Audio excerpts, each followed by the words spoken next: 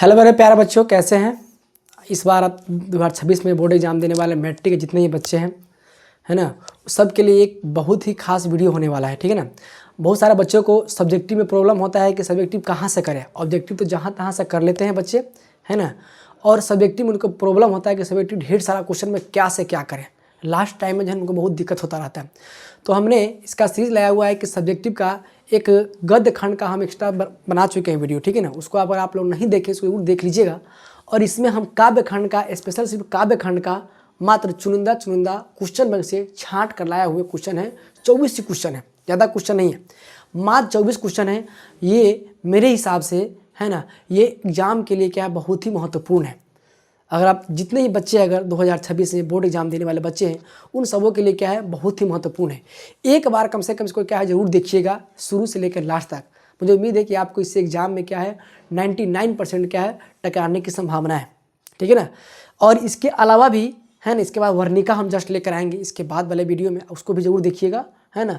एक इससे पहले हम बना चुके हैं क्या चीज़, तो मतलब गद्य खंड का, उसमें भी 25 क्वेश्चन जो है आपका जो शानदार क्वेश्चन होता है, जो VVI गेस किया हुआ क्वेश्चन, उसको भी आप लोग जरूर देखिएगा, है ना। मुझे उम्मीद है कि उससे पूरा का पूरा क्या एग्जाम में टकरा ही जाएगा। आइए, चैनल पर अगर पहली बार कहीं से देख रहे हैं, बिहार के कहीं से भी, तो इसको आप जरूर एक बार लाइक कर दीजिएगा, है ना। पहली बार सब्सक्राइब जरूर कर दीजिएगा, क्योंकि एग्ज़ाम में जो 20-25 दिनों के बीच में एग्ज़ाम में कम समय में कैसे नंबर लाते हैं, उसको हम उसका भी क्या करेंगे, टिप्स देने वाले हैं। बहुत सारे बच्चे कि पढ़ाई नहीं करते हैं लास्ट तक, ठीक है ना। तो उसके लिए वीडियो हम लेकर आएंगे, है ना। जो बच्चा पढ़ते हैं उसके लिए और भी बहुत अच्छी बात है, ठीक है ना। कॉपी कैसे लिखा जाता है ना, गद्यांश को कैसे बनाते हैं, सब पर हम क्या करेंगे, उस पर वीडियो लेकर आएंगे, ठीक है ना। तो उसको देखने के लिए आपको क्या करना पड़ेगा, इसके मतलब सब्सक्राइब जरूर करिएगा, तब नहीं मिलेगा आपको, ठीक है ना।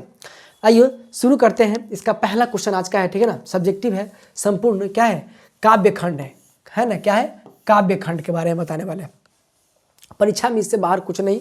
आइए देखते हैं पहला क्वेश्चन कि हरिरस।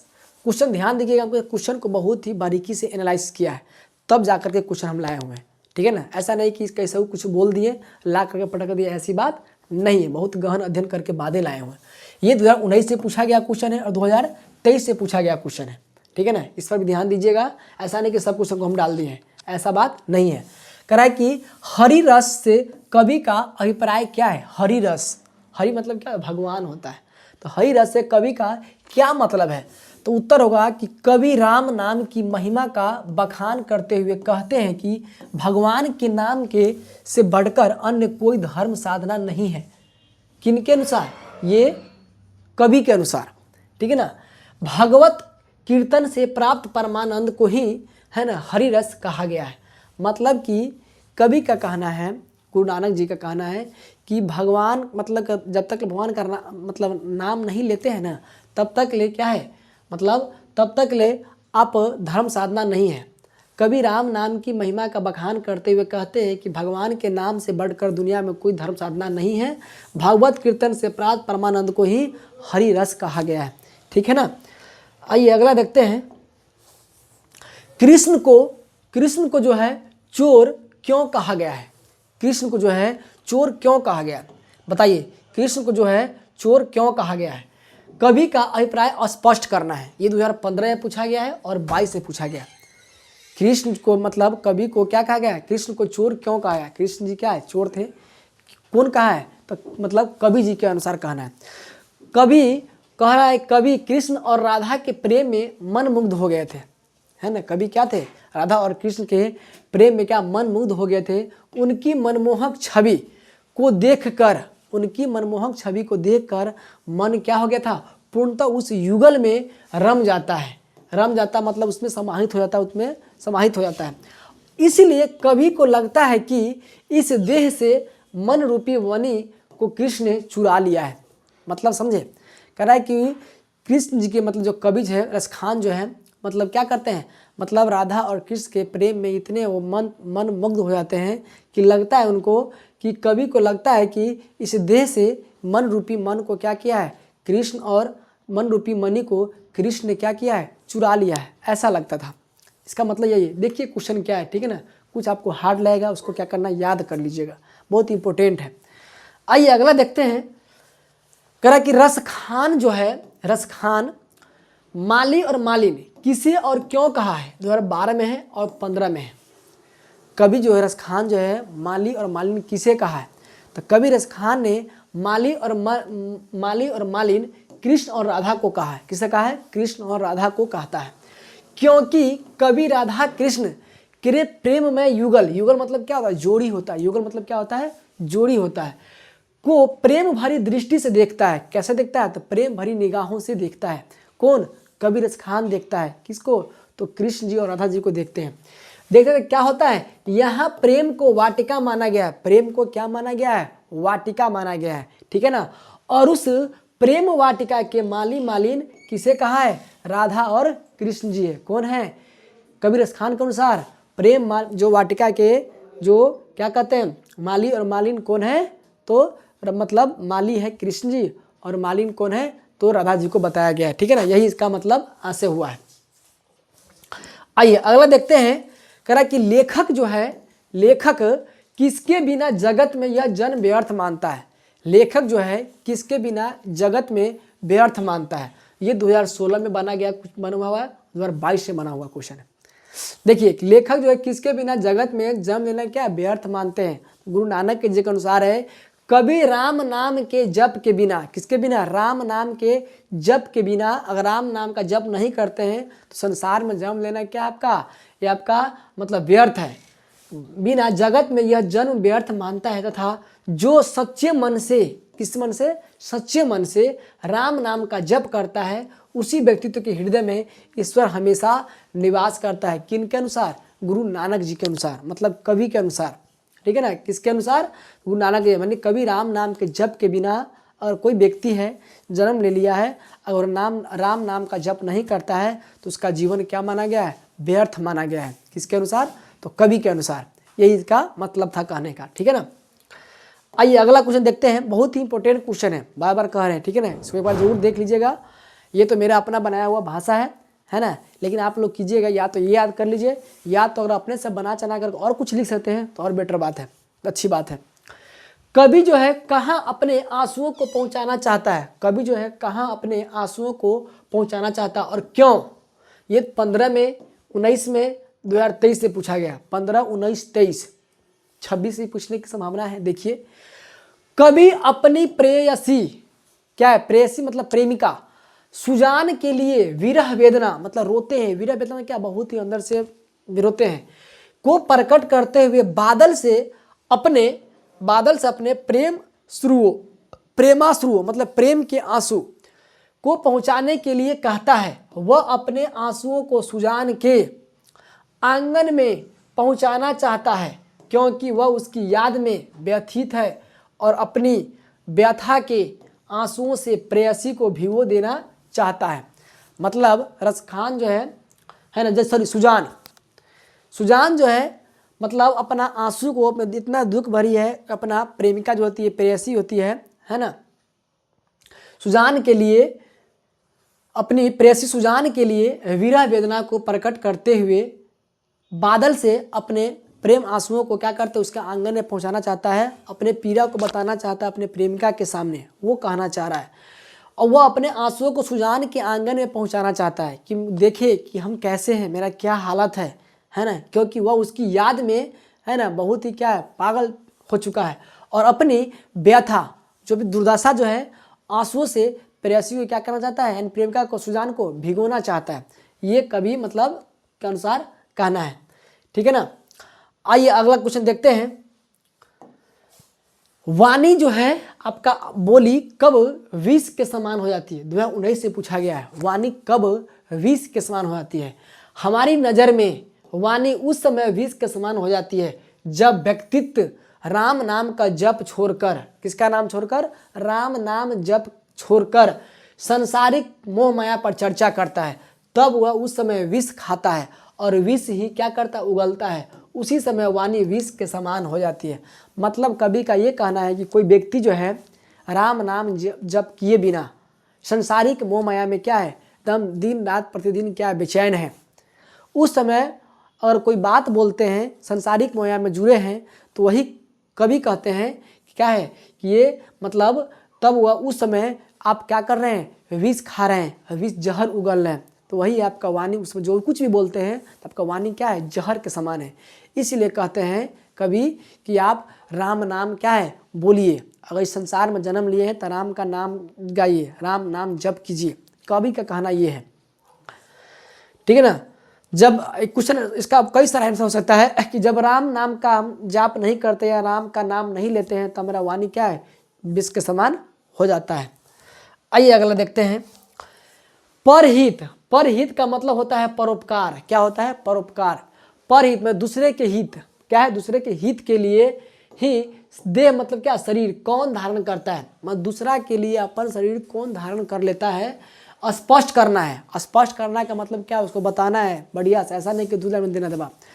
तो कहता है कि परोपकारी, परोपकारी दूसरे के लिए देह धारण करते हैं। परोपकारी क्या करते हैं, जो परोपकारी वाला व्यक्ति होता है वो अपने लिए नहीं जीता है, दूसरे के लिए जीता है, देह धारण करते हैं और वे दूसरों के लिए ही जीते हैं। परोपकारी व्यक्ति होते हैं ना, तो अपने लिए नहीं जीते, दूसरे के लिए जीते हैं। कभी परोपकारी की तुलना बादल से, वृक्ष से और नदी से करते हैं। कैसे करते हैं, वृक्ष से करते हैं, बादल से करते हैं और नदी से करते हैं। जिस प्रकार बादल दूसरे के जीवन के लिए अर्थात भलाई के लिए बरसता है, किसके लिए बरसता है, बादल अपने भलाई के लिए बरसता है, नहीं, दूसरे के भलाई करने के लिए ही बरसता है। तथा नदी स्वयं अपना जल नहीं पीती है। बिल्कुल सही बात है, नदी अपना जल कभी नहीं पीती है, दूसरों के क्या करती है, प्यास को भिगाती है, सिंचती है।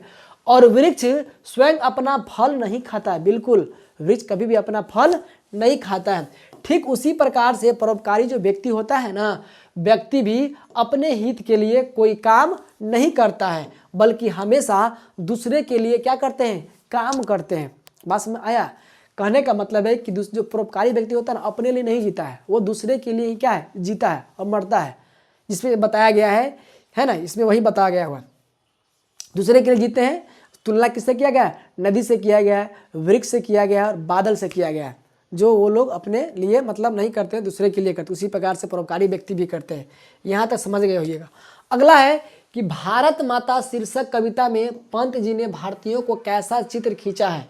देखिए 2013 में और 22 में, 26 से पूछने की प्रोबेबिलिटी है। देखिए कह रहा है कि भारत माता शीर्षक कविता में पंत जी ने भारतीयों का कैसा चित्र खींचा है। भारत माता शीर्षक कविता में पंत जी ने भारतीयों के लिए कैसा चित्र खींचा है। कैसा चित्र खींचा है, तो प्रस्तुत कविता में कवि ने दर्शाया है कि परतंत्र भारत की स्थिति अत्यंत क्या है, दयनीय थी। दयनीय मतलब क्या होता है, खराब होता है। दयनीय मतलब क्या होता है, खराब। भारतवासी नंगे बदन, भूखे, शोषित, पीड़ित, मूढ़, असहाय, अशिक्षित और निर्धन थे तथा वृक्षों के नीचे रहने में क्या थे, विवश थे। आप लोग पढ़े होइएगा, है ना। बताया गया है कि प्रस्तुत कविता में कवि ने क्या बताया है कि परतंत्र, है ना, परतंत्र कहने का मतलब गुलाम, भारत की स्थिति क्या अत्यंत दयनीय थी। था कि नहीं, बिल्कुल था। और भारतवासिनी मतलब भारत के लोग नंगे बदन, भूखे थे, शोषित थे, पीड़ित थे, मूढ़, असहाय थे। मूढ़ मतलब अशिक्षित होता है, क्या होता है, अशिक्षित। असहाय थे, अशिक्षित और निर्धन थे तथा वृक्षों के नीचे रहने के लिए क्या थे, मजबूर थे। कवि का काम भारत से कविता में पंत ने भारतीयों का कैसा चित्र खींचा, इसी प्रकार से आपको लिखना पड़ेगा, ठीक है ना। आइए अगला देखते हैं बच्चों। कह रहा कि कवियत्री के अनुसार बेटे के आंसू कब आता है और क्यों। कवियत्री के अनुसार बेटे को आंसू कब आता है और क्यों आता है। ये 12 में पूछा गया है, 15 में है, 18 में है, 22 में है, 26 से भी पूछने की संभावना बन ही रहा है, देख लीजिए। तो कह रहा है कि सीखने के क्रम में, किसके क्रम में, सीखने के क्रम में कठिनाइयों का सामना करते हुए क से लेकर घ तक, कहाँ से लेकर, क से लेकर घ तक लगातार सीखते सीखते अंग सीखना कठिन हो जाता है। क्या सीखना कठिन होता है, अंग सीखना कठिन हो जाता है। बताया गया है कविता में। बार बार असफल होने पर भी बेटे की आंखों में आंसू आ जाता है। क्या आता है, माँ सिखाती है, अनामिका जो होती है अक्षर ज्ञान में, क से लेके घ तक सीख जाता है, लेकिन बेटा क्या अंग सीखने में बहुत ही, है ना, परेशान होता है, मतलब सीख नहीं पाता है बच्चा। इसीलिए, है ना, बेटा के आंख से क्या आता है, आंसू आता है ना। बेटे के आंख से आंसू कब आता है और क्यों आता है, ठीक है ना। बच्चा, बहुत सारा बच्चा वही होता है, कुछ सिखाइएगा नहीं सीधा आंख से क्या होता है, आंसू आने लगता है। इस चैप्टर में वही कहानी बताया गया, अनामिका वाला चैप्टर है। अगला, बेटे के लिए अंग क्या है और क्यों है, बेटे के लिए अंग क्या है और क्यों है, ये 2024 से पूछा गया है।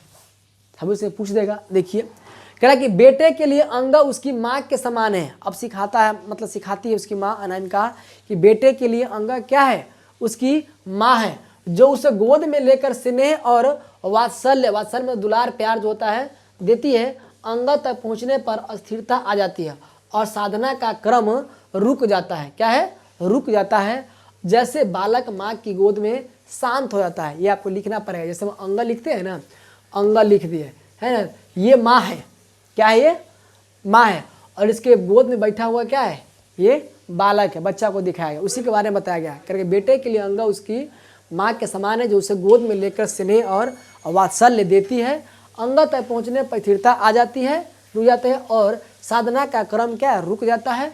जैसे बालक माँ की गोद में शांत हो जाता है। क्या होता है, बालक माँ के गोद में शांत हो जाता है। ठीक है ना। आइए अगला देखते हैं। कह रहा कि नेताओं के बारे में कवि की क्या राय है, नेताओं के बारे में कवि की क्या राय है बताइए। अथवा ये भी क्वेश्चन हो सकता है कि नेताओं के बारे में कविवर प्रेम धन की क्या राय है, ये भी क्वेश्चन बन सकता है। दोनों का आंसर क्या है, एक ही होगा। कह रहा कि नेताओं के बारे में कवि की क्या राय है, या तो नेताओं के बारे में कविवर प्रेम धन की क्या राय है। राइट।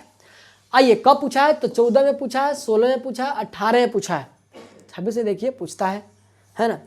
कवि का मानना है, क्या मानना है कि आज के नेता स्वदेशी भाषा बोली से दूर होते जा रहे हैं। क्या हो रहे हैं, दूर होते जा रहे हैं और पाश्चात्य सभ्यता से प्रभावित हैं। जिन नेताओं में स्वदेशी भावना नहीं है उनसे देश सेवा की अपेक्षा करना क्या है, व्यर्थ है। जिस व्यक्ति को अपना धोती नहीं संभालता है वो देश क्या संभालेगा, इसमें बताया गया। तो लिख सकते हैं कवि का मानना है कि आज के नेता स्वदेशी भाषा बोली से क्या दूर होते जा रहे हैं, मतलब कि अपन भाषा को नहीं बोल रहा है, विदेशी भाषा को अपना रहा है, अपना वस्तु का इस्तेमाल नहीं कर रहा है, विदेशी वस्तु को क्या कर रहा है, इस्तेमाल कर रहा है। और पाश्चात्य सभ्यता मतलब कि विदेशी सभ्यता से प्रभावित हो रहा है। जिन नेताओं में स्वदेशी भावना नहीं है, मतलब अपने देश की भावना नहीं है, उनसे देश सेवा की अपेक्षा करना क्या है, आपका व्यर्थ है कि नहीं व्यर्थ, बिल्कुल व्यर्थ है। अपना देश में मतलब सब कुछ नहीं करते, लेकिन विदेशी का सब चीज़ कर रहे हैं। अभी इंडिया में क्या है, विदेशी का हम लोग बोलबाला कर दिए हुए हैं, सब चीज़ विदेशी, ब्रांड सब चीज़ कंपनी से विदेशी का बोलबाला है, उसी के बारे में बताया गया है। आइए अगला, कला घर शहर और देश के बाद कवि किन चीज़ों को बचाने की बात करता है, मतलब कि घर शहर और देश के बाद कवि किन चीज़ों की बचाने की बात करता है। ये कब पूछा और क्यों, कब पूछा है, 2021 से पूछा गया ये क्वेश्चन है। तो कहता है कि कवि जो है नदियाँ हवा भोजन जंगल और मनुष्य को बचाने की बात करता है। किसको बात करता है, तो कवि जो है नदियाँ हवा भोजन जंगल और मनुष्य बचाने की बात करता है, क्योंकि ये सभी क्या है, जीवनदायिनी है। ये सभी क्या है, जीवनदायिनी, सबसे क्या है, हमारा जीवन चलता है, जीवनदायिनी है। इनके बिना मानव के स्वास्थ्य और जीवन की रक्षा क्या है, संभव नहीं है कि नहीं। मतलब कवि नदियाँ हवा भोजन जंगल और मनुष्य को बचाने की बात करते हैं, है ना, क्योंकि ये सभी जीवनदायिनी हैं। इनके बिना मानव के स्वास्थ्य और जीवन की रक्षा संभव नहीं है। ठीक है ना। आइए अगला देखते हैं। भारत माता अपने ही घर में प्रवासिनी क्यों बनी हुई है। भारत माता जो है, अपना देश जो है अपने ही देश में प्रवासिनी मतलब क्या, विदेशी की तरह क्यों बना हुआ है। ये क्वेश्चन पूछा हुआ 2017 में, 19 में और 22 में पूछा हुआ क्वेश्चन है। ठीक है ना। कला कि अंग्रेजों ने भारत के गुलामी की जंजीरों में जकड़ कर रखा था। सही बात है, अंग्रेज क्या कहता है हम पर, लगभग 200 वर्षों तक शासन किया था, जकड़ कर रखा था। भारत माता अपने ही घर में अत्याचार सहती हुई चुपचाप देख रही थी, बिल्कुल देख रही थी, है ना, क्योंकि इसलिए वो अपने ही देश में प्रवासिनी बन गई है। मतलब अपने ही देश में, मेरा ही देश, और उसी का मतलब विदेशी का सबसे शासन था हमारे देश पर। उसी के बारे में कभी बताया हुआ है कि अंग्रेज ने भारत के गुलामी की जंजीरों में जकड़ कर रखा था। भारत माता अपने ही घर में अत्याचार सहती हुई चुपचाप देख रही थी और इसलिए वो अपने ही देश में प्रवासिनी बनी हुई है। ठीक है ना, बन गई है। अगला क्वेश्चन देखते हैं। कह रहा है कि मनुष्य की छायाएं कहाँ और क्यों पड़ी हुई, मनुष्य की छायाएं कहाँ और क्यों पड़ी हुई है ना, 2021 से पूछा गया क्वेश्चन है। तो मनुष्य की छायाएं जो है हिरोशिमा की धरती पर, मनुष्य की छाया कहाँ है, हिरोशिमा की धरती। हिरोशिमा कहाँ है, जापान के एक शहर है। सब और बिखरी हुई है परमाणु बम विस्फोट के कारण। वे दीवारों, सड़कों और पत्थरों पर अस्थायी छाया के रूप में अंकित हो गई है। आज भी जाइएगा तो लगता है कि वहाँ पर क्या है, कभी न कभी एक विध्वंसक हुआ है। तो वही कह रहा है कवि कि मनुष्य की छायाएं हिरोशिमा की धरती पे क्या है, सब और बिखरा पड़ा हुआ है। क्या बिखरा पड़ा हुआ है? परमाणु से बम विस्फोट के कारण दीवारों, सड़कों और पत्थरों पर अस्थायी छाया के रूप में आज भी क्या है, मानो अंकित लगता है, दिखता है, ऐसा प्रतीत होता है। ठीक है ना। आइए अगला देखते हैं। कवि के दृष्टि में, किसके दृष्टि में, कवि के नज़र में क्या है, आज के देवता कौन है और कहाँ निवास करते हैं, यानी कहाँ मिलते हैं। तो कवि की नज़र में आज देवता कौन है, ये पूछा गया है। तो 11 में, 17 में, 20 में और 21 में। देखिए कितना इंपॉर्टेंट है ना। और 26 में, 5 साल हो ही गया तो पूछ ही देगा, कोई ठीक नहीं है ना। कवि दृष्टि में आज के देवता कौन है और कहाँ मिलेंगे। तो कवि की नज़र में आज के देवता कौन है, आज देवता किसान है। कौन है? किसान है और मजदूर है, जो खून पसीना बहाकर देश की क्या कर रहा है, रक्षा कर रहा है, सुख समृद्धि प्रदान करने में लगे हुए हैं। वे खेत, कारखाने और कार्यस्थलों पर मिलेंगे। कहाँ मिलेंगे? वो खेत, खलिहान, सड़क पर मिलेंगे, कार्य मजदूर फैक्ट्री में मिलेंगे। कहाँ मिलेंगे? ये सच्चे भारत है। मतलब कि सच आज के देवता कौन है वास्तव में, रियल में? तो यही लोग हैं, किसान हैं, मजदूर है, कृषक वर्ग है ना, जो खून पसीना बहा करके देश के सुख समृद्धि को प्रदान करते हैं। और ये सब अपने देश के विकसित करने में ये लोग का क्या है, बहुत बड़ा योगदान है। कहाँ मिलेंगे? तो मतलब सड़कों पर मिलेंगे, कल कारखानों में मिलेंगे, कि खेतों में मिलेंगे, है ना। आइए अगला क्वेश्चन देखते हैं। अगला है, कह रहा है कि हिरोशिमा में मनुष्य की साक्षी के रूप में क्या है। साक्षी मतलब गवाह। साक्षी मतलब क्या होता है? गवाह। हिरोशिमा में गवाह के रूप में, मनुष्य की गवाह के रूप में क्या है?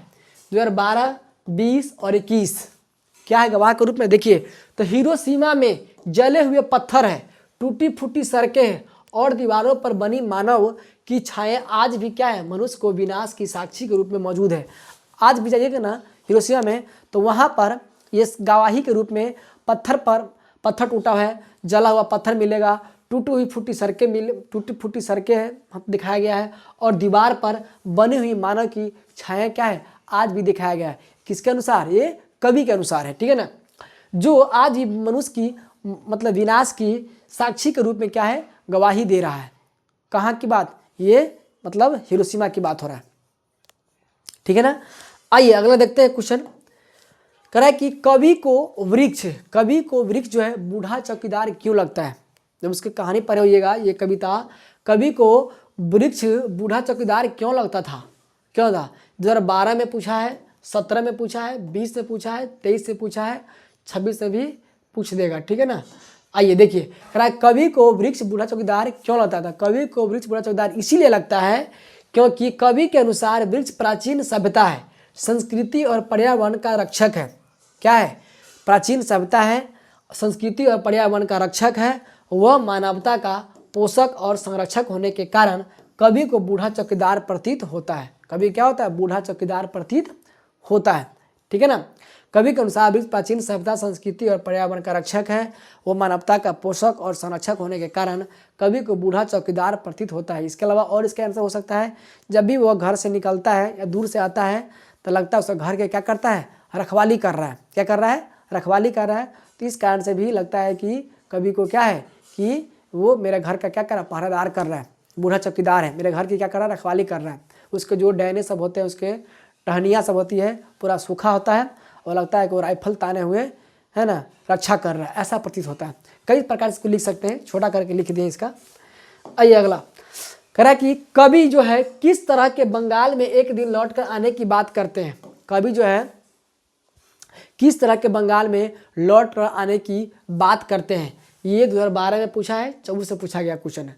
तो बंगाल के घास के मैदान, किसके? बंगाल के घास के मैदान, कपास के पेड़ हो गया, वनों में पक्षियों की चहचहाट एवं सारस की शोभा अनुपम छवि निर्मित करते हैं। बंगाल की इस अनुपम सुसज्जित एवं रमणीय धरती पर कवि पुनर्जन्म लेने की बात करते हैं। इतना भी नहीं दिया तो काफ़ी है। कह रहा है कि बंगाल के घास, कह रहा है कवि किस तरह के बंगाल में जन्म लेने की बात करते हैं।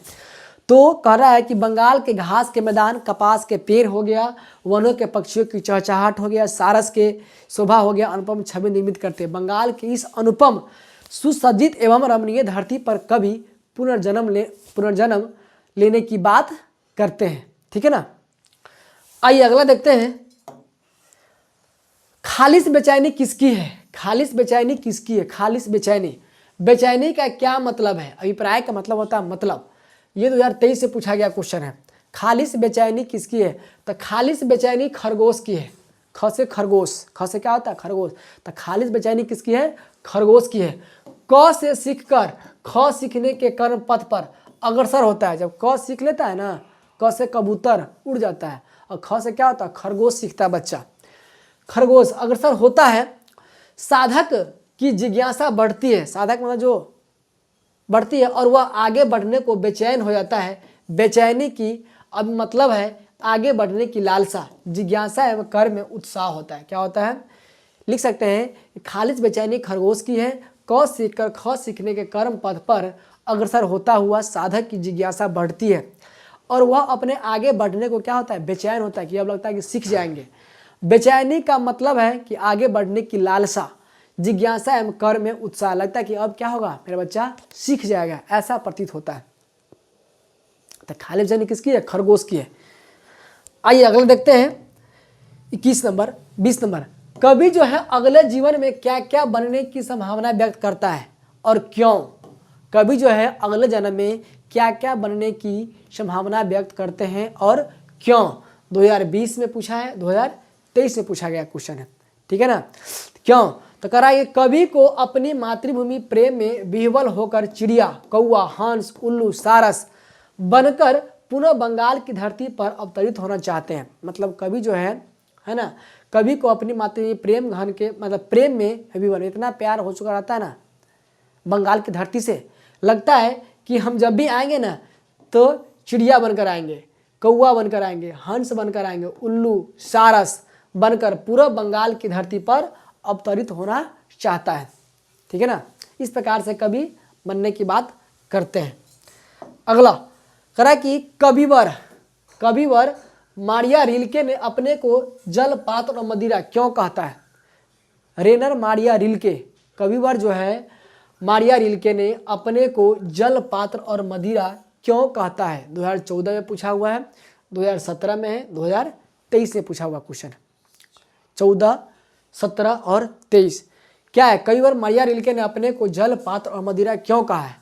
तो कवि अपने को भगवान का भक्त मानता है। कवि क्या मानता है? कि अपने को भगवान का भक्त मानता है। भक्त की महत्ता को स्पष्ट करते हुए कहते हैं, क्या कहते हैं? कवि ने भक्त को जल पात्र, कवि ने भक्त को क्या बताया? जल पात्र बताया है, और मदिरा कहा है, क्योंकि जल पात्र में संग्रहित होकर भगवान अपनी अस्मिता प्राप्त करता है।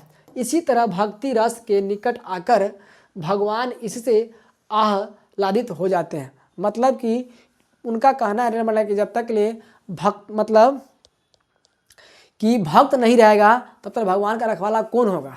उनका कहना इस चैप्टर में यही बताया गया है कि कवि अपने को भगवान का भक्त मानता है, लेकिन भक्त की महत्ता को स्पष्ट करते हुए कहता है कि उससे भगवान से बेसी वैल्यू किसका है? भक्त का है।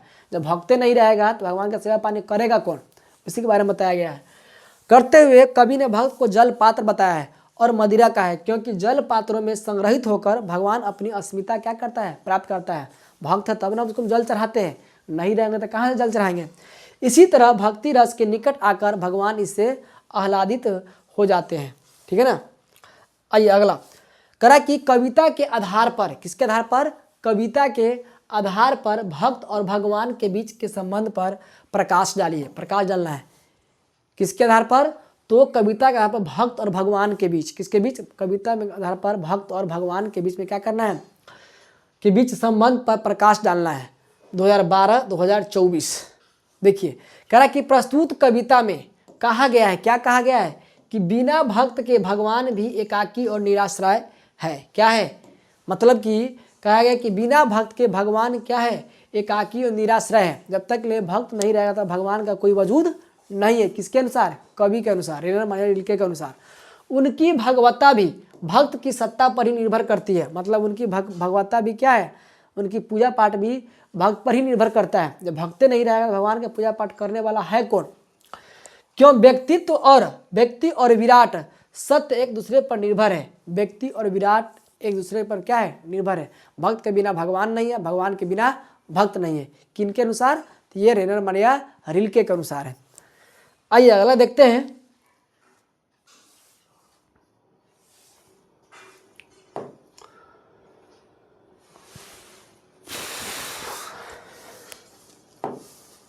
अगला है कवि वीरेन डंगवाल के अनुसार धमाके से कहाँ देवी जागरण होता है ना? कवि वीरेन डंगवाल के अनुसार धमाके से देवी जागरण कहाँ होता है? तो गरीब बस्तियों में। कह रहा है कि 2022 से कुछ पूछा गया है। कवि वीरेन डंगवाल के अनुसार धमाके से गरीब बस्तियों में होता है, देवी जागरण हुआ था। कवि का कहना है कि लोग कर्म की जगह भक्ति में लीन नजर आते हैं। लोग कर्म की जगह कहाँ नजर आते हैं? तो भक्ति में लीन नजर आते हैं। जिन्हें अपनी गरीबी दूर करने में संलग्न होनी चाहिए वे भक्ति भजन में लगे हैं। जिनको अपनी गरीबी दूर करना चाहिए वो कहाँ लगा हुआ है? भक्ति में लगा हुआ है। इसलिए कहते हैं कि कवि वीरेन डंगवाल के अनुसार धमाके से गरीब बस्तियों में देवी जागरण हुआ था। कवि का कहना है कि लोग कर्म की जगह भक्ति में लीन नजर आते हैं। जिन्हें अपनी गरीबी दूर करने के में संलग्न होनी चाहिए वे भक्ति भजन में लगे हुए हैं। क्या लगे हुए हैं? भक्ति भजन में लगे। मतलब वो क्या करना चाहिए? अपना गरीबी दूर करने में लगना चाहिए। आइए अगला क्वेश्चन देखते हैं। कह रहा है कि कवि रामधारी सिंह दिनकर किसके लिए सिंहासन खाली करने की बात करते हैं?